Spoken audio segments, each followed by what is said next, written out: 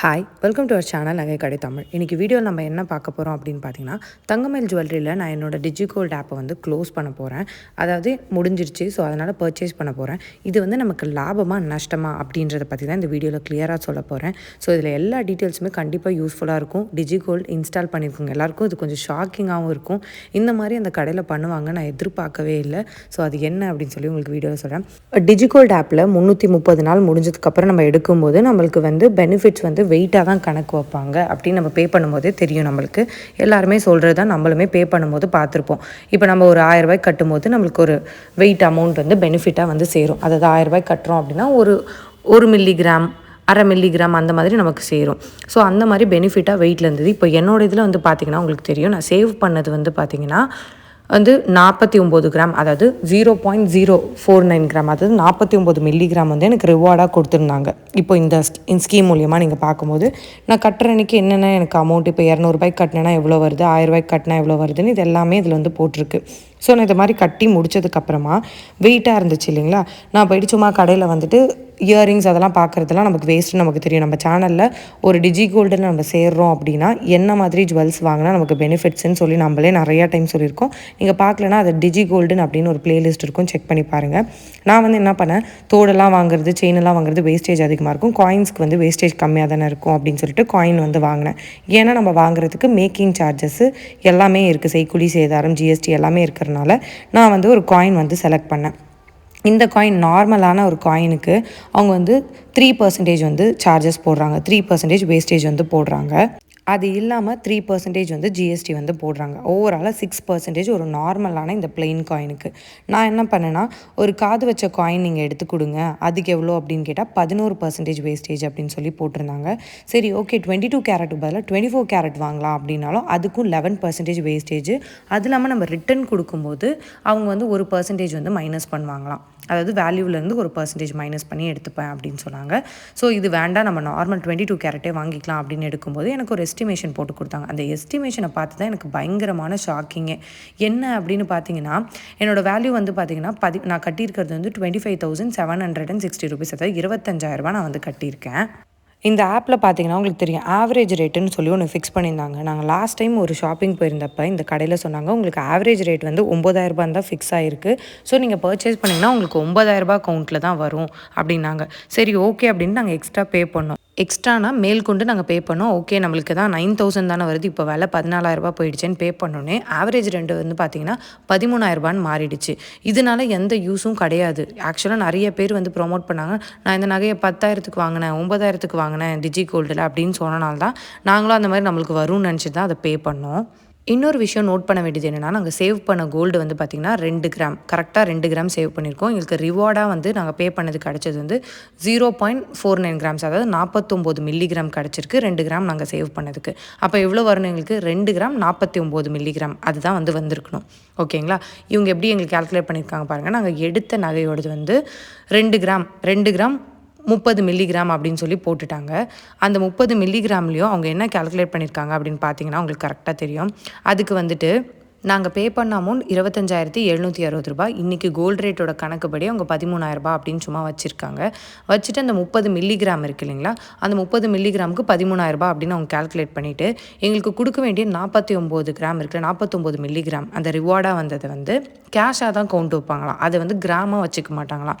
அன்னைய ரேட்டுக்கு, அதாவது அந்த 13,000 அந்த ஆவரேஜ் ரேட்டில் அவங்க எடுத்துக்க மாட்டாங்களாம். நம்மளுக்கு ஆவரேஜ் ரேட்டுன்னு இருக்கிறத இன்றைக்கி மார்க்கெட் ரேட் என்னவோ அதுக்கு தான் அவங்க எடுத்துப்பாங்களாம்.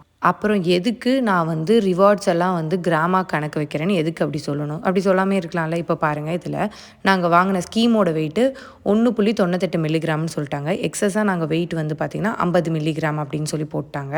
வேஸ்டேஜாக தான் நாங்கள் வாங்குறதுக்கு எக்ஸ்ட்ராவாக வந்து போட்டிருக்கிறது 2 கிராம் 30 மில்லி அப்படின்னு சொல்லி போட்டாங்க. அப்படின்னு போட்டுட்டு இப்போ ஒரு கிளியரான எஸ்டிமேஷன் பில் வந்து அவங்க கொடுத்தாங்க. நான் அதை கேட்டேன், நீங்கள் என்ன வேஸ்டேஜ் கால்குலேட் பண்ணியிருக்கீங்க அப்படின்னு கேட்டால், வேஸ்டேஜ் பாருங்கள் அங்கே போட்டிருக்காங்க 0.61, அதாவது 61 மில்லிகிராம் வேஸ்டேஜாக போட்டாங்க. போர்டு ரேட் வந்து அன்றைக்கி 15,630 ரூபான்னு போட்டாங்க. நம்ம வந்து நம்மளோட ஸ்கீமில் கட்டினனால 13,000 அப்படின்னு சொல்லி போட்டாங்க. நாங்கள் ஸ்கீமில் கட்டினதுக்கு வந்து பார்த்திங்கன்னா 25,000 கட்டியிருக்கோம். அதுக்கு அதாவது எப்படி போட்டிருக்காங்கன்னா 1 கிராம் 980 மில்லிகிராம் அப்படின்னு போட்டிருக்காங்க. ஓகேங்களா. அப்புறம் எக்ஸஸ் வெயிட் அப்படின்னு சொல்லி ஒண்ணு போட்டிருக்காங்க பாருங்கள். அது வந்து எவ்வளோ அப்படின்னா நம்மளுக்கு 0.50 அதாவது 50 மில்லிகிராம் அந்த மில்லிகிராம் போட்டிருக்காங்க. அதை வந்து ரூ. 780 அதாவது நான் இன்றைக்கி அந்த எக்ஸஸ் மில்லிகிராம் வாங்கணுன்னா எனக்கு ரூ. 750 வந்திருக்குமா. ஸோ இன்னைய ரேட் ரூ. 15,000 கால்குலேட் பண்ணி அந்த 50 மில்லிகிராமுக்கு ஒரு ரேட் வச்சுக்கிட்டாங்க. அதை தாண்டி எக்ஸஸாக நாங்கள் வாங்கினதில் ஒரு வெயிட் இருக்குல்ல, அந்த வெயிட்டுக்கு ஒரு வேல்யூ போட்டுக்கிட்டாங்க. அது இல்லாமல் ஹால்மார்க் சார்ஜஸ்னு ஒரு ₹45 போட்டுக்கிட்டாங்க. நம்ம வாங்கினதுக்கான ஒரு சார்ஜஸ் அதாவது அதுக்கு நம்மளுக்கு ஒரு சீல் போட்டாங்களா டையிங் சார்ஜஸ்ஸு அதுக்கு வந்து ₹951 போட்டு ஜிஎஸ்டி வந்து இவ்வளோன்னு போட்டு எக்ஸ்ட்ராவாக வந்து எங்களை எவ்வளோ கட்ட சொன்னாங்க அப்படின்னு பார்த்தீங்கன்னா நம்மளுக்கு வந்து ₹28,364 வந்து பே பண்ண சொன்னாங்க. ஸோ நமக்கு செய்கூலி சேதாரம், ஹால்மார்க் சார்ஜஸ், டையிங் சார்ஜஸ் எக்கச்சக்க சார்ஜஸ் போட்டாங்க. இங்கே வந்து நீங்கள் பாருங்கள் எவ்வளோ சேவ் பண்ணியிருக்கோம் அப்படின்னு ஆப்பில் காட்டுதுன்னு பார்த்தீங்கன்னா 2 கிராமு. அதில் நமக்கு ரிவார்டு வந்து உங்களுக்கு 0.49% அதெல்லாம் சேர்த்து 2 கிராம்னு இருக்குது. அப்போ இவங்க என்ன பண்ணும் 2 கிராமுக்கு ஓகே கட்டியிருக்கீங்க இந்தாங்க 2 கிராமுக்கு ஜிஎஸ்டி பே பண்ணுங்கள். இதோட சார்ஜஸ் வந்து 3% 6% செய்கூலி சேதாரத்தை பே பண்ணி வாங்கிட்டு போங்கன்னு சொன்னால் இது கண்டிப்பாக ஒரு நியாயமான செயல் அப்படின்னு நம்ம சொல்லலாம்.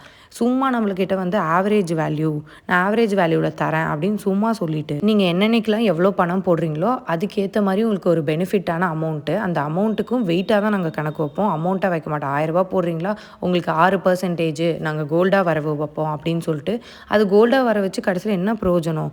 கடைசியில் போய் கடையில் பில்லு போடுறப்ப அந்த வர வச்ச அமௌண்ட்லாம் இருக்குல்ல உங்களுக்கு போனஸ் ரிவார்ட்ஸாக கொடுத்ததெல்லாம் நாங்கள் பணமாக தான் கால்குலேட் பண்ணுவோம். அதுவும் இன்றைக்கி ரேட்டுக்கு நீங்கள் வாங்கினீங்கன்னா இப்போ எனக்கு 50 மில்லிகிராம் இருக்குன்னா இன்றைய ரேட்டுக்கு என்னவோ அந்த ரேட்டு போட்டு தான் கொடுப்போம். அமௌண்ட்டாக தான் வைப்போம். அது இல்லாமல் உங்களுக்கு தனியாக நாங்கள் சார்ஜஸ் எல்லாம் போடுவோம் அப்படின்னா இது என்ன ஊரில் நியாயம் சொல்லுங்கள். அதுக்கு எதுக்கு ஆவரேஜ் ரேட்டு போனஸ் தரேன் எதுவுமே சொல்லாமல் இருக்கலாமே நீங்கள் மட்டும் கட்டிகிட்டே இருங்க நான் எக்ஸ்ட்ரா சார்ஜஸ் போட்டு வாங்குவேன் அப்படின்னு சொல்லியிருக்கலாம். ஸோ கடைசியில் எப்போதுண்டாப்பா சாமி ஏதோ கொடுங்க எக்ஸ்ட்ராவாக பே பண்ணுறோம் அப்படின்னு சொல்லிட்டு இந்த கடையில் போய் முடிச்சிட்டோம். நாங்கள் போன அன்றைக்கி ₹15,630 இந்த ஒரு கோல்டு காயின் தான் வந்து பர்ச்சேஸ் பண்ணியிருந்தோம். எனக்கு வந்து கேட்டிங்கன்னா ரொம்ப சாட்டிஸ்ஃபைடாக இருக்குன்னா எனக்கு கண்டிப்பாக எரிச்சலாக இருக்குது. அதை தான் நான் சொல்லுவேன். உங்களுக்கு எப்படி இருக்குது நீங்கள் இது முன்னாடி வாங்கியிருந்தீங்கன்னா சொல்லுங்கள். நான் இப்போ தான் போய் இந்த பர்ச்சேஸ் பண்ண போகும்போது தான் சூப்பராக இருந்துச்சு. எதுக்கு இப்படி கதையை விட்டுட்ருக்காங்க அப்படின்னு தான் எனக்கு தோணுச்சு. ஸோ அதனால தான் இந்த வீடியோ போடணும் அப்படின்னு சொல்லிட்டு நான் போட்டேன். நீங்களும் உங்களுக்கு இந்த மாதிரி எக்ஸ்பீரியன்ஸ் இருந்ததுன்னா சொல்லுங்கள் கமெண்ட்டில். இதுக்கப்புறம் யாராச்சும் உங்கள்கிட்ட வந்துட்டு நான் இன்றைக்கி போர்டு ரேட் இவ்வளோ இருக்குது நான் இவ்வளோ 13,000 வாங்குறேன் 9,000 வாங்கினா அது யூஸே கிடையாது. சும்மா அப்படி ஒரு இது போட்டிருக்காங்க. நம்ம ஏற்கனவே சேவ் பண்ணதுக்கு அவங்க ஒரு அமௌண்ட் பேர் வைக்கிறாங்க. அதான் 13,000 நீங்களாம் சேர்த்துட்டீங்க அப்படின்னு சும்மா சொல்லுவாங்க. கடைசியில் எந்த பிரயோஜனமும் இதில் கிடையாது. நம்ம நேரில் போய் வாங்கினா கூட பரவாயில்ல. ஏன்னா எக்ஸஸாக போகிறதுக்கு அவங்க அமௌண்ட்டாக தான் கவுண்ட் வைக்கிறாங்க. இப்போ எக்ஸஸாக கட்டுறாங்களே நம்மளுக்கு ரிவார்ட்ஸாக இருக்கிற அந்த கோல்டை வந்துட்டு கோல்டாக கொடுத்தாங்கன்னா இது பெனிஃபிட்ஸ் தான். ஆனால் அவங்க அதை பண்ணுறதே கிடையாது. ஸோ அது கண்டிப்பாக ஒரு அட்டர் வேஸ்ட்டு. உங்களுக்கு இந்த வீடியோ ஏதோ ஒரு வகையில் யூஸ்ஃபுல்லாக இருக்கும்னு நினைக்கிறேன். யூஸ்ஃபுல்லாக இருந்துச்சுன்னா கீழே ஹைப்னு ஒரு பட்டன் இருக்கும். மறக்காமல் நம்ம சேனல் சப்ஸ்கிரைப் பண்ணிக்கோங்க. நெக்ஸ்ட் என்ன மாதிரி வீடியோஸ் வேணும்னு கமெண்ட் பண்ணுங்கள். டிஜி கோல்டில் பே பண்ணுவீங்களா மாட்டிங்களான்னு சொல்லுங்கள். செம்ம காண்டில் இருக்கேன்.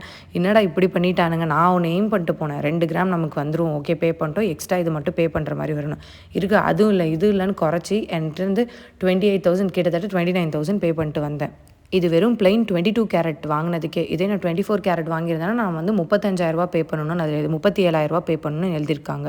இதுக்கு இந்த காசை வீட்டிலே சேர்த்து வச்சுட்டு போய் வாங்கியிருந்திருக்கலாம். எனக்கு அதுதான் சீரியஸாக தோணுது. இதில் போய் கட்டிட்டு இப்படி வரும் அப்படி வரும்னு நினச்சி அது ஏமாதனால தான் ரொம்ப டென்ஷனாக இருக்குது. ஸோ இந்த வீடியோ எப்படி இருக்குது அப்படின்னு சொல்லி கமெண்ட் பண்ணுங்கள். தேங்க்யூ.